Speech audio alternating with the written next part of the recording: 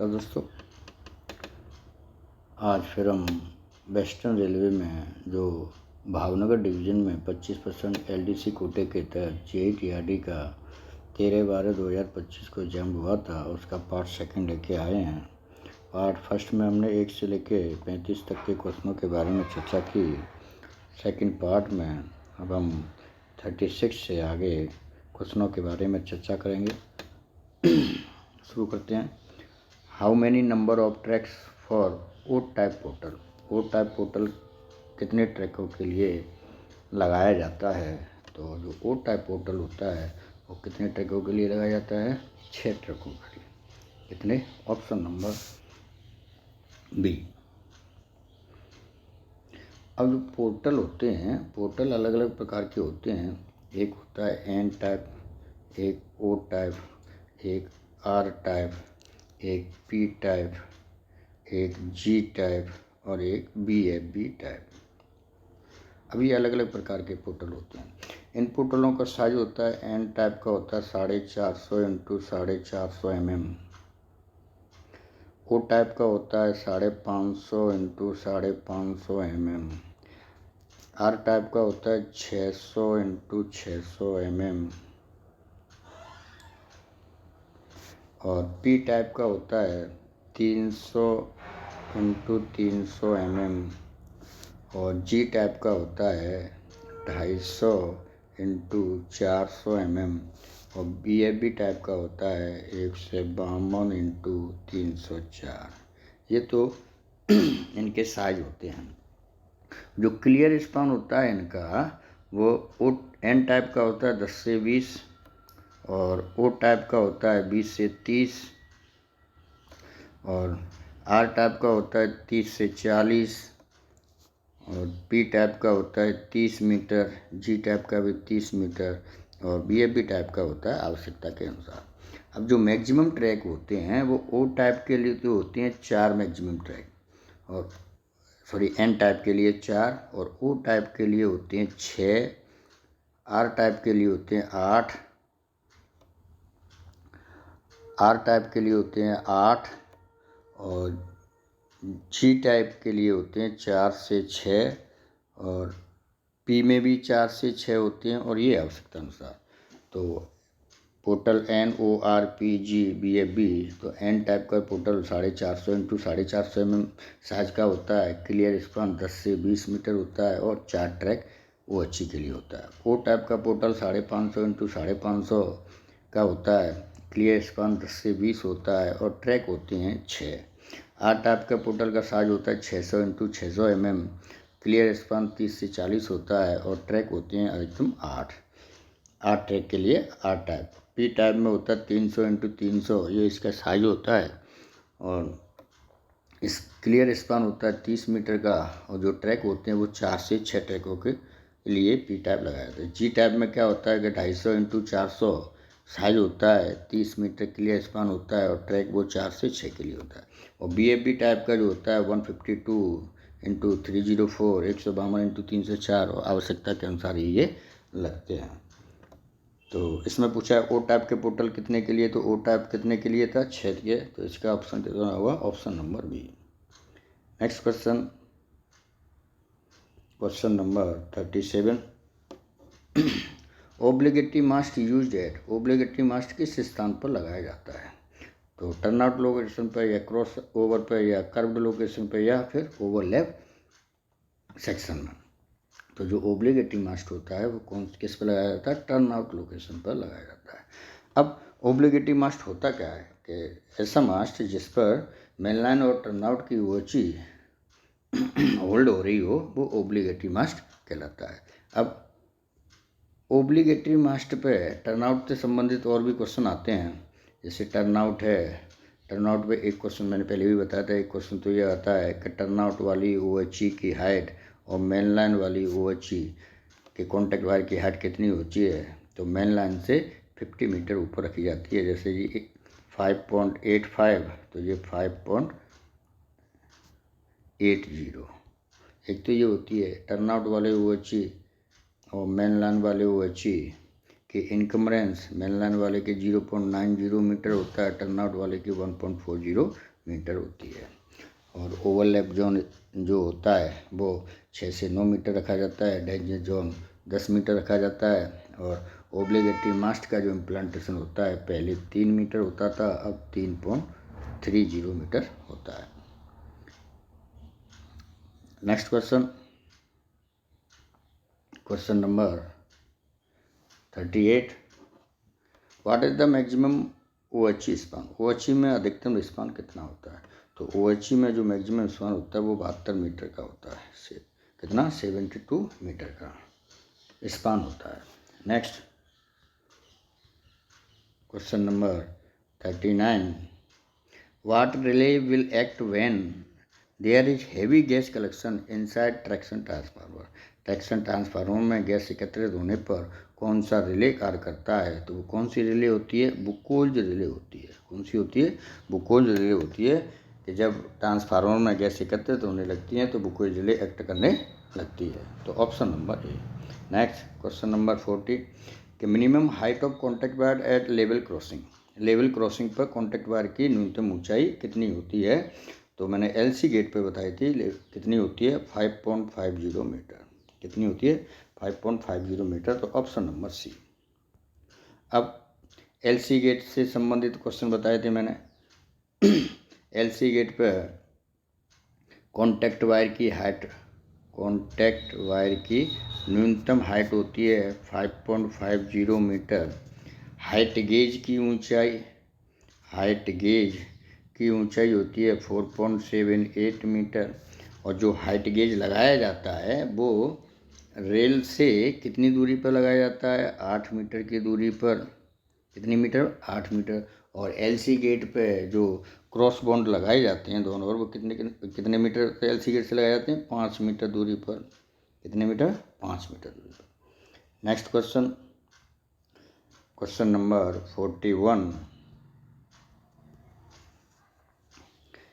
Maximum difference between 2 consecutive span. 2 क्रमिक span के बीच अधिकतम अंतर कितना होना चाहिए? तो वो कितना होता है? 18 metre.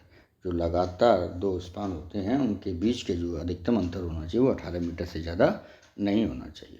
Next question number 42, critical implantation allowed in IR। भारतीय रेलवे में क्रिटिकल इम्प्लांटेशन कितना अनुमत है? तो क्रिटिकल जो इम्प्लांटेशन है वो कितना होता है? 2.36 मीटर। कितना होता है? 2.36 metre. Next question number 43, paternity leave is introduced WEF। पैतृक अवकाश दिनांक कितने से लागू हुई? जो पैतृक अवकाश जो मिलता है वो कब से लागू हुआ? ये है ऑप्शन नंबर सी, 7/10/1997 से। कितने से? 7/10/1997 से। Option number C. Next question number 44, GR and SR stand for. GR और SR का अर्थ क्या है? तो GR और SR का जो फुल फॉर्म है वो क्या है? General rules and subsidy rules. कौन सा? General rules and subsidy rules. Option number A. Next question number 45, maximum stagger of contact wire in AC traction tangent track. AC traction में tangent track पर जो अधिकतम स्टेगर होता है वो कितना होता है? तो टेंजेंट ट्रैक पर कितना होता है? 200 mm। कितना होता है? 200 mm। तो टेंजेंट ट्रैक पे होता है ±200 mm। और कर्व में होता है ±300 mm। तो टेंजेंट सीधे ट्रैक पर ±200 mm और इस पे कर्व में कितना रखा जाता है? ±300। ये तो होता है कन्वेंशनल OHE में। और ये हाई-राइज OHE होती तो टेंजेंट में होता +-150 mm और कर्व में होता +-250 mm। ये हाई-राइज OHE में होता है। नेक्स्ट क्वेश्चन नंबर 46, दोस्तों मैं जो पेपर आपको सॉल्व कराता हूँ उसमें क्वेश्चनों को वैसे तो मैं वेरीफाई करके ही आप सभी को बताता हूँ, फिर भी कोई आंसर जो नहीं पता होता वो मैं जो आंसर की है उसके हिसाब से आपको बताता हूँ। और मानता हूँ कुछ एक आध दो क्वेश्चन गलत भी होते हैं। आप कमेंट करके मुझे बिल्कुल कमेंट किया करें और बताया करें कि ये क्वेश्चन गलत है, इसका आंसर ये है, जिससे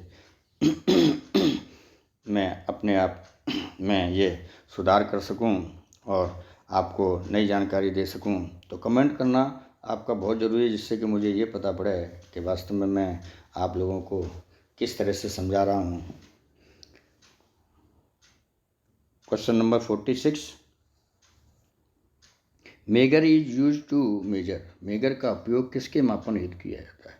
तो जो मेगर होता है उसका उपयोग हम किसके लिए करते हैं? IR नापने के लिए, इंसुलेशन रेजिस्टेंस नापने के लिए। Option number C. कौन सा? Option number C. Next question number 47, number of dropper in 58.5 metre span. 58.5 metre span में कितने ड्रॉपर होते हैं? तो इसमें कितने ड्रॉपर होते हैं? 7 ड्रॉपर होंगे। कितने होंगे? 7। तो ड्रॉपरों की संख्या कैसे निकालते हैं कि 58.5 अपॉन 9, तो 9 छक्के 54, 6 बार, और इसमें +1 पूरी में ना जाके 6 बार जा रहा है, तो 6 + 1 बराबर कितने हो जाएंगे? 7। तो इसके ऑप्शन कितना होगा? Option number C, 7। Next question, question number 48, factor to be considered for locating neutral section. Neutral section लगाने में किन बातों का ध्यान रखना चाहिए? तो सिग्नल लोकेशन का, ग्रेडियंट का, लेवल क्रॉसिंग गेट का, या फिर इन सभी का। तो जब न्यूट्रल सेक्शन लोकेशन की वेरीफाई हो रही हो तो ये सभी चीज़ों का ध्यान रखा जाता है कि सिग्नल लोकेशन का भी, ग्रेडियंट का, LC गेट का भी, तो सभी लोकेशन का ध्यान रखा जाता है। तो ऑप्शन नंबर डी। कौन सा होगा? Option number D. Next question, question number 49, cross section of O type portal upright. मैंने बताया था कि O टाइप पोर्टल के अपराइट का क्रॉस सेक्शन एरिया कितना होता है। तो O वाला कितना बताया था मैंने? O वाला होता है 550 into 550। Option number C. N का होता है 450 इंटू 450। O का होता है 550 इंटू 550। और R का होता है 600 इंटू 600। तो इसका O टाइप का कितना होगा अपराइट का साइज? कि 550 into 550 mm। Next question number 50, fuse rating of 100 kVA 80 ST side. 100 kVA 80 के ST साइड के फ्यूज की रेटिंग कितनी होती है? तो वो होती है 4 एम्पियर। कितनी होती है? 4 ampere. Option number B. Next question number 41, what is the maximum period of female work to able maternity leave under the maternity benefit act. महिला श्रमिकों के लिए मातृत्व लाभ अधिनियम के तहत मातृत्व अवकाश की अधिकतम अवधि कितनी है? जो मातृत्व अवकाश लिया जाता है वो कितनी अधिकतम अवधि है? तो वो है 26 वीक। Option number A. उनसे option number A. Next question number 52, name of the fundamental act made to ensure prevention of explosion of unorganised labour. असंगठित मजदूरों के अधिकारों की रक्षा के लिए कौन सा मूलभूत कानून बनाया गया? तो वो कौन सा था? Option number A, minimum wages act 1948, न्यूनतम मजदूरी अधिनियम 1948। Option number A. Next question, question number 53, difference between isolator use in ordinary and polluted zone. सामान्यतः और प्रदूषित क्षेत्रों में उपयोग होने वाले इंसुलेटरों में क्या अंतर है? तो इनमें कोई अंतर नहीं, या फिर लोड बियरिंग कैपेसिटी, वहन क्षमता, या फिर डिजाइन, या फिर कीपरेज डिस्टेंस। तो जो पॉल्यूशन जोन और सामान्य क्षेत्रों में लगाए जाने वाले जो इंसुलेटर होते हैं उनमें क्या अंतर होता है? कीपरेज डिस्टेंस का अंतर होता है। किसका होता है? कीपरेज डिस्टेंस। अब ऑप्शन नंबर डी। ये कीपरेज डिस्टेंस क्या होता है? जो इंसुलेटर होते हैं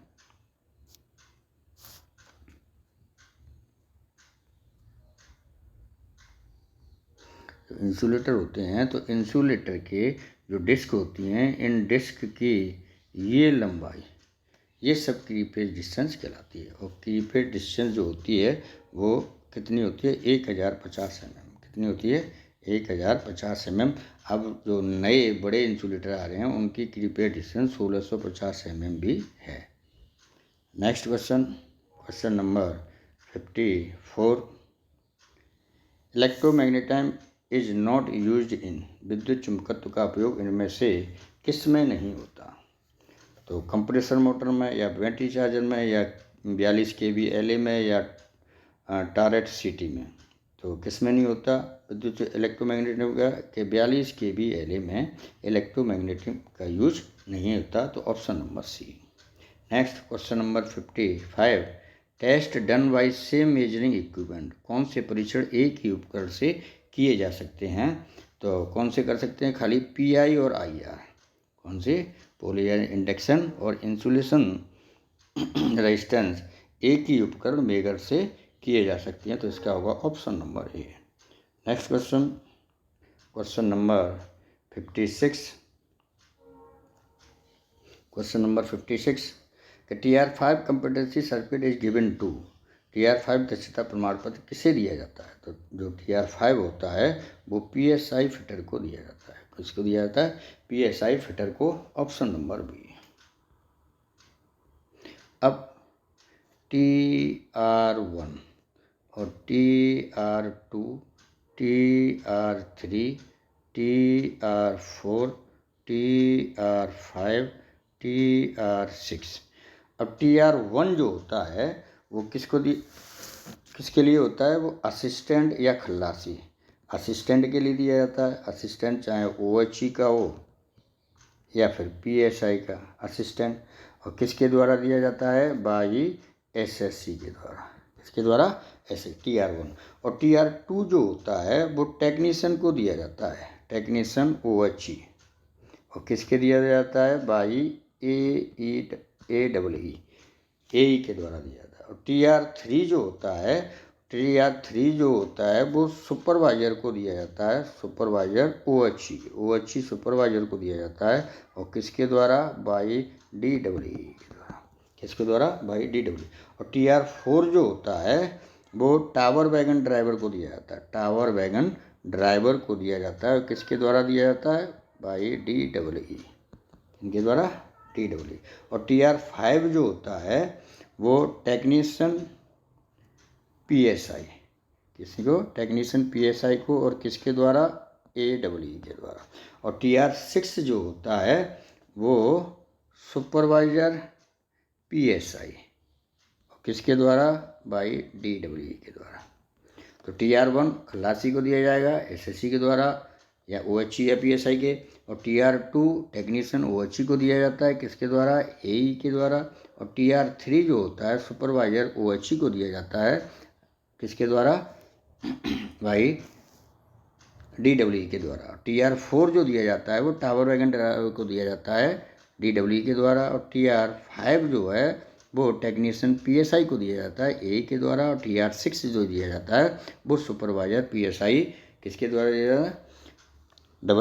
DEE के द्वारा दिया जाता है। अब TR7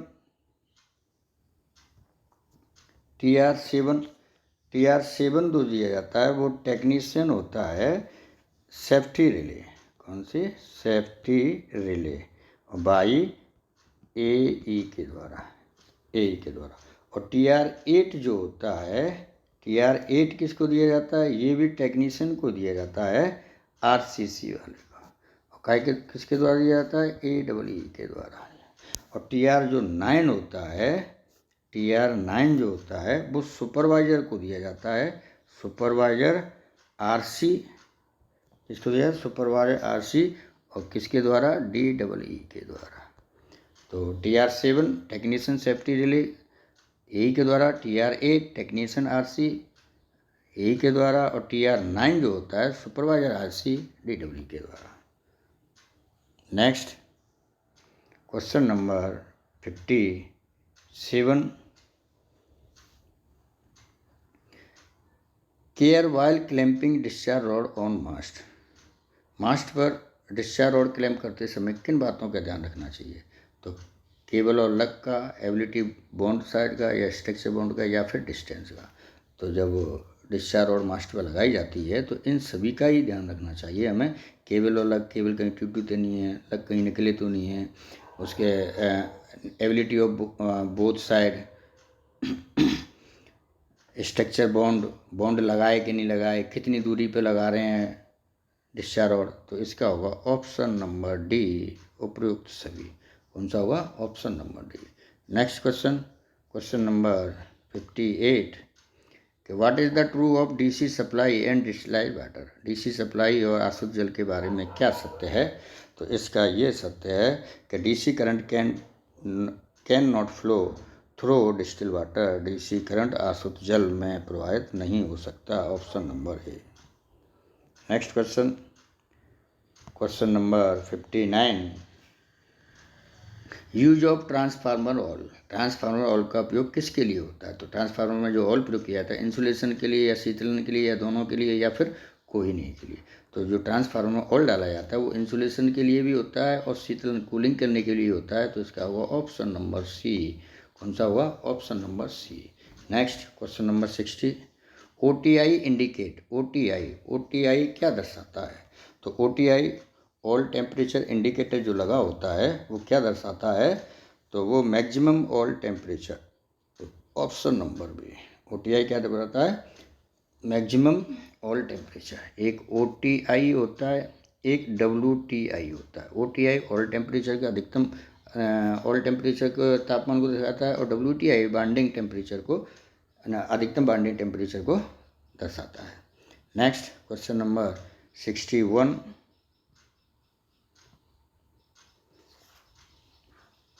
relay taking input from both CT and PT।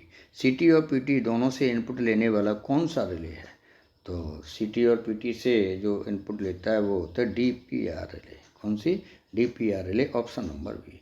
Next question, question number 62 which is the best place for cable store. Cable संग्रह के लिए सर्वोत्तम स्थान कौन सा है? तो इसके लिए होना चाहिए सूखा और अंधेरा, ड्राई एंड डार्क। कौन सा होना चाहिए? जो केबल संग्रह स्टोर करने, केबल स्टोर करने के लिए कैसा स्थान होना चाहिए? सूखा होना चाहिए और अंधेरा होना चाहिए। तो option number C. Next question, question number 63 discharge rod should be placed at maximum permissible distance from the work. Discharge rod को कार्यस्थल से अधिकतम दूरी पर लगाना चाहिए। तो कार्यस्थल से अधिकतम दूरी पर लगाना चाहिए, तो ये फॉल्स है। क्या है? फॉल्स। अब कार्यस्थल से अधिकतम 2-4 किलोमीटर दूर थोड़ी लगाएंगे उसको। तो एक मतलब दो डिस्चार्ज रॉडों के बीच की अधिकतम दूरी कितनी होती है? 1000 मीटर। 1000 मीटर से ज़्यादा तो हम लगा ही नहीं सकते। तो अधिकतम दूरी पर नहीं लगाना, क्या कार्यस्थल अधिकतम दूरी पर, तो ये क्या होगा? फॉल्स होगा। Next question,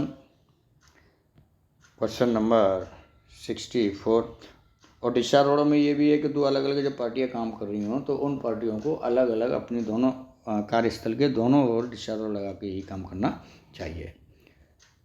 64 can DO fuse be used for city protection. क्या डिओफ्यूज सिटी की सुरक्षा के लिए उपयोग हो सकता है?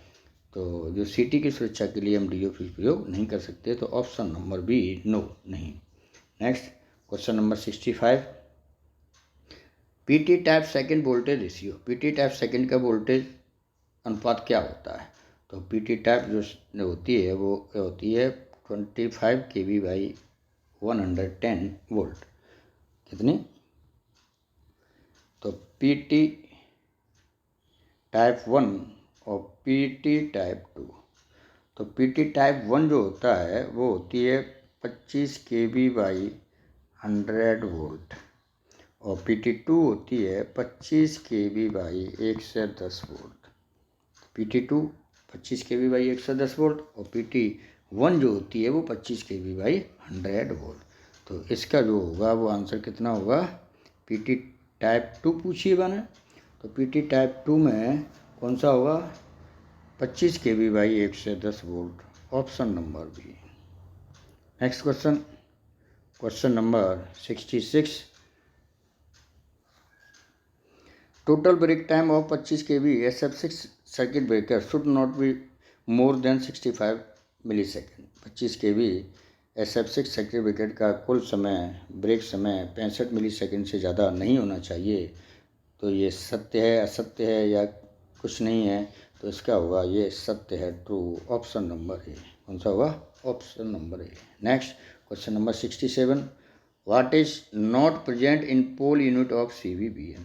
CV और BM के पोल यूनिट में निम्नलिखित में से क्या नहीं होता? तो फिक्स्ड एंड मूवमेंट कॉन्टैक्ट, या फिर आर्क क्यूंग मीडियम, आर्क बुझाने के वाला माध्यम, या मेन आर्किंग कॉन्टैक्ट, या फिर ऑक्सिलरी कॉन्टैक्ट। तो CV और BM के पोल यूनिट में क्या नहीं होता? Auxiliary contact, option number D. कौन सा? Option number D. Next question 68, of CV control supply of CV निम्नलिखित में से किस सेक्शन की सप्लाई को नियंत्रित करता है? तो जो CV होता है वो सेक्टर की सप्लाई नियंत्रित करता है। किसकी? सेक्टर की सप्लाई को नियंत्रित करता है, ऑप्शन नंबर बी। अब 3 चीज़ें होती हैं, एक तो होता है सेक्टर, एक होता है सब सेक्टर, और एक होता है एलिमेंट्री सेक्शन। सेक्टर क्या होता है? सेक्टर की परिभाषा डेफिनेशन 2 होती है कि TSS से SP या फिर FP से SP तक की दूरी को हम क्या कहते हैं? सेक्टर कहते हैं। या तो ये होती है, या फिर हम ऐसे कहते हैं कि ऐसे वो अच्छी सेक्शन जिसकी सप्लाई को हम CV द्वारा ऑपरेट करें। किसके द्वारा? CV द्वारा, तो वो सेक्टर कहलाएगा। और सब सेक्टर क्या होता है कि TSS से SSP, या फिर SSP ते SP, या फिर SSP ते SSP, या फिर SSP ते FP, जिसमें एक SSP आ जाए तो वो कहलाता है सब सेक्टर। और या फिर इसको ऐसे कहते हैं कि वो अच्छी का वह सेक्शन जिसकी सप्लाई को BM द्वारा ऑपरेट करें। किसके द्वारा? BM द्वारा, तो वो सब सेक्टर कहलाता है। और एलिमेंट्री सेक्शन क्या होता है कि वो अच्छी का वह छोटा खंड जिसके मैनुअली आइसोलेटर द्वारा, किसके द्वारा? आइसोलेटर द्वारा हम उसको बंद या चालू करें तो वो एलिमेंट्री सेक्शन कहलाता है। तो next question, question number 69, what is the not remote control by TPC द्वारा रिमोट कंट्रोल से कौन संचालित नहीं होता? CV, BM, DPI या इनमें से कोई नहीं। तो CV भी होती है, BM भी होता है, पर DPI डबल पोल आइसोलेटर ये रिमोट से कंट्रोल नहीं होता, तो option number C. Next question number 70 के section between TSS and SSP, अभी मैंने बताया था TSS और SSP के बीच का सेक्शन क्या कहलाता है? तो वो क्या कहलाता है? सब सेक्टर। क्या कहलाता है? सब सेक्टर TSS और SSP। और ये TSS और SP आता तो क्या कहलाता है? वो सेक्टर कहलाता। तो दोस्तों आज हमने जो वेस्टर्न रेलवे जोन में जो भावनगर डिवीज़न में JEE-TRT का एग्ज़ाम हुआ था 13/12/2025 को, उसके सेकंड पार्ट में हमने क्वेश्चन नंबर 36 से लेकर 70 तक के क्वेश्चनों के बारे में चर्चा की। आशा करता हूँ ये वीडियो आपको पसंद आया होगा। दोस्तों क्वेश्चनों के सही और गलत के बारे में आप कमेंट करते रहें, जिससे मेरे को भी पता पड़े। यदि वीडियो पसंद आया हो तो मेरे चैनल को लाइक, सब्सक्राइब और शेयर करें।